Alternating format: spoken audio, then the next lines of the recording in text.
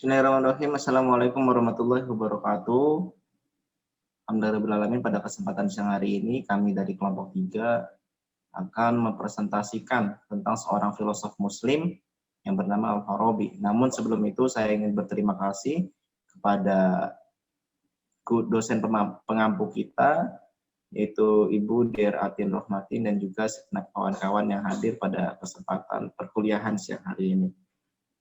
Baiklah, masuk ke materi pertama, yaitu tentang biografi dari Al-Farabi.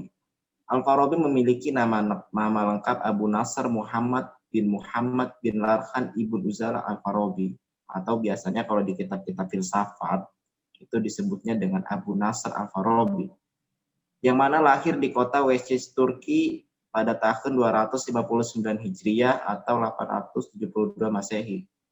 Lalu Al-Farabi meninggal di Damaskus dalam usia kurang lebih 80 tahun pada tahun 339 Hijriah atau 950 Masehi. Al-Farabi adalah seorang filosof masyhur. Di samping dikenal sebagai komentator Aristoteles, beliau juga dikenal sebagai tokoh pertama dalam bidang logika Islam, yang lebih tepatnya ya. Al-Farabi dikenal dengan gelaran Al-Mu'allim Al-Thani di kalangan ahli-ahli falsafat Islam. Lanjut ke perjalanan hidupnya. Al-Farabi memiliki keluarga yang mana ayahnya berasal dari Iran, lalu menikah dengan wanita Turki, kemudian ayahnya menjadi perwira tentara Turki. Atas dasar itulah Al-Farabi dinasabkan sebagai orang Turki. Karir pemikiran filsafatnya dalam menjembatani pemikiran Yunani dan Islam, terutama dalam ilmu logika, mantik, dan filsafat sangat gemilang, sehingga gelar sebagai guru kedua Al-Mu'allim Tsani layak disematkan.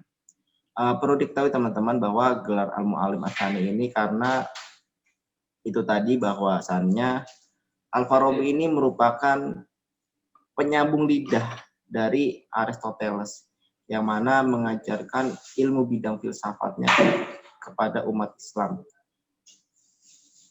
Beliau mempelajari bahasa Arab di bawah pimpinan Ali Abu Bakar Muhammad ibn al-Shari. Selepas beberapa waktu, beliau berpindah ke Damsyik sebelum meneruskan perjalanan ke Halab. Semasa di sana, Al-Farabi berkhidmat di istana Saif al-Daulah dengan gaji 4 dirham sehari.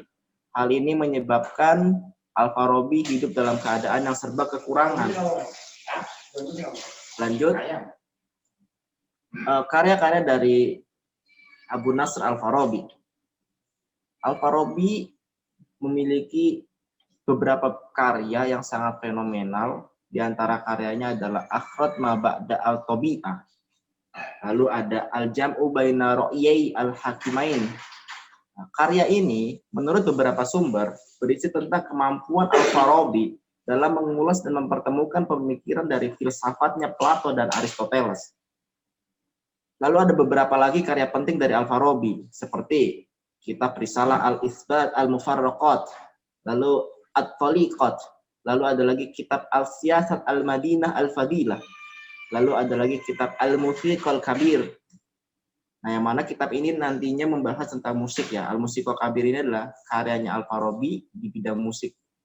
Lalu ada Risalah Tahsil Al-Sa'adah, lalu ada kitab Uyun Al-Masail, kemudian ada Al-Madinah Al-Fadilah, lalu kemudian ada Akhlo Al-Madinah Al-Fadilah. Adapun Al-Ihsa Al-Ulum konon katanya merupakan karya terakhir sebelum Al-Farabi wafat. Bukti bahwa Al-Farabi sebagai seorang filosof yang sangat mendalami filsafat Aristoteles adalah konon pada saat Ibnu Sina tidak memahami isi maqalah fi Akhrad al-Hakim fi kulli maqalah al-ma'sum bi al-huruf karya Aristoteles, dan ia membacanya berulang kali hingga 40 kali, akhirnya berlabuh pada karya Al-Farabi yang berjudul Tahqiq Gharad Aristoteles fi Kitab Ma Ba'da Al-Tabi'ah. Kemudian dari situ tersingkap isi dari pemikiran karyanya Aristoteles tersebut.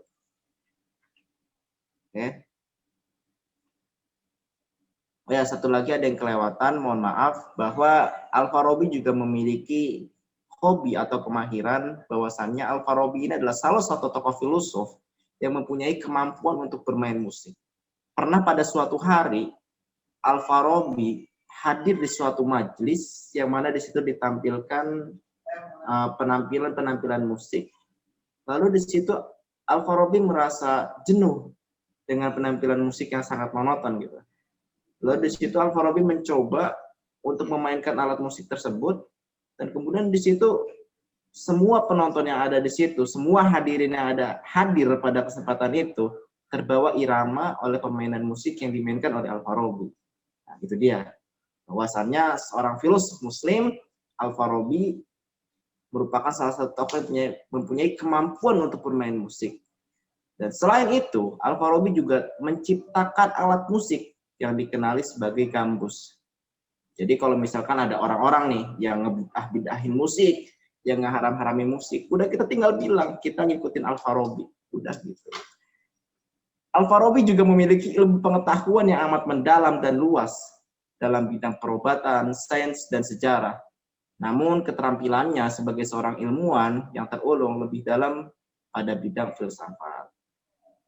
Artinya teman-teman, Al-Farabi ini mempunyai pengetahuan yang bukan hanya sekedar ilmu filsafat, namun pada bidang yang sangat ia dalami adalah bidang filsafat.